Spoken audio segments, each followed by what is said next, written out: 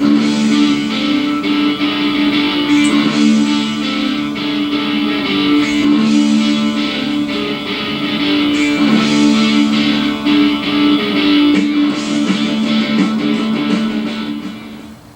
we're going to pick up where we left off in the last video.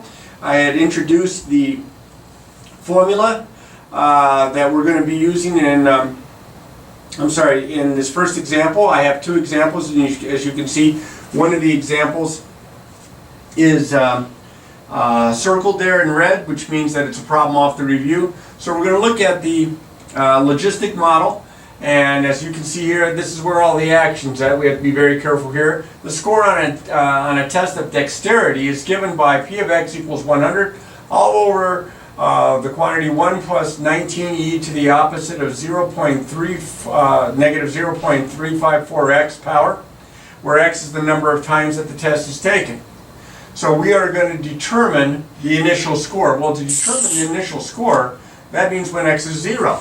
The number of times it's taken. So the first time here, P of 0 would be 100 all over 1 plus 19 e to the negative 0.354 times 0. Well, that means this part right here, this is to the 0 power, so e to the 0 power is just 1. So this is 100 all over 1 plus 19, 100 over 20, which is 5.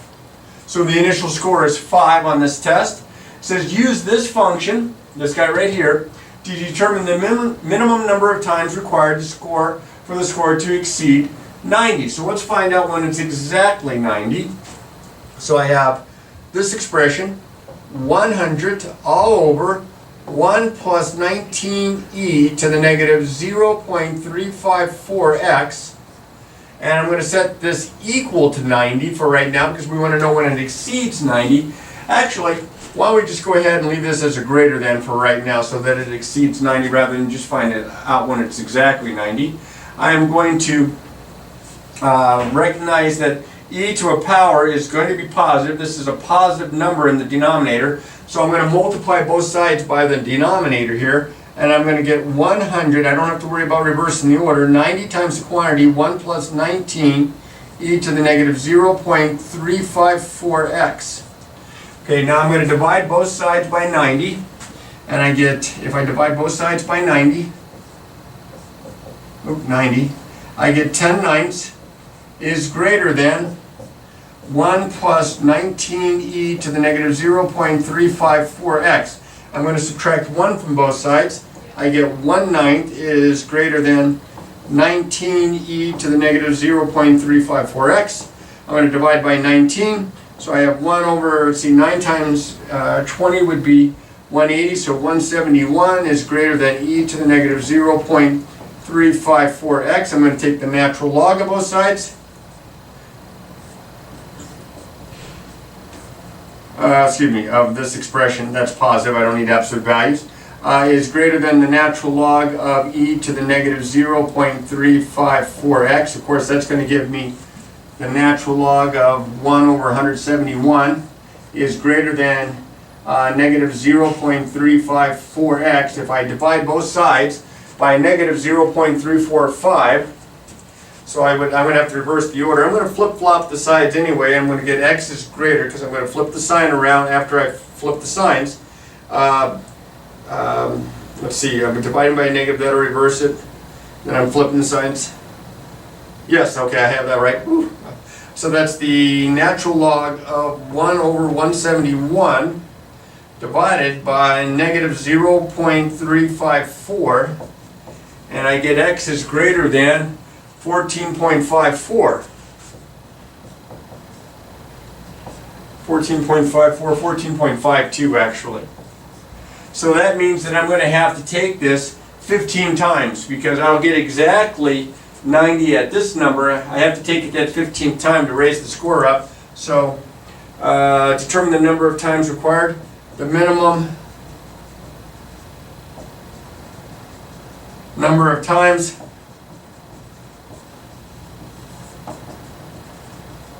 to take the test to score at least a 90 here is 15. Okay, now I'm going to use all this information and this function right here to answer part C up there at the top. It says, what's the limit value of the scores? All right, what they mean by the limit value is if you let the number of times that you take this test increase without bound. So in this case, we're going to let x get big. We're going to let x go to infinity. 1,000, 10,000, 1,000,000, 10 million, and so on. And what like I said, what I'm really interested in here is this part right here. Because that's constant and that's constant. I'm kind of wondering what's going on with this expression when x gets big. So I'm going to write this expression first off. I'm going to write it without the negative exponent. I'm going to write this as 19 all over e to the positive 0.354x. Because with the negative exponent, I can bring it down below and change the sign of the exponent. Now, as x gets really big, this number here gets really big, times that, it's still going to get really big, and e, which is about 2.7, raised to bigger and bigger and bigger and bigger and bigger powers, is going to get bigger and bigger and bigger. This is going to get huge. 19 over big is going to approach 0. So as x gets really, really big, this part here that I've got the squiggle underneath is going to go to 0. So that means that my expression is going to go to 100 all over 1 plus 19, or 19 times that, or 1 plus 0, because that's going to go to 0. So that's 100 is the maximum, or what we call the limit value of the scores, is 100. That kind of makes sense because typically that's your top score for a test. Now, the last question here, again, a review question off the semester exam review. A lake is stocked, same kind of problem. Look at the function here, logistic model.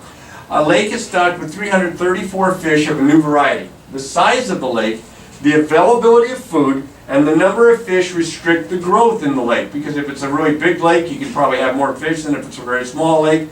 If there's lots of food, then the fish can thrive. And if not, then the fish will die out.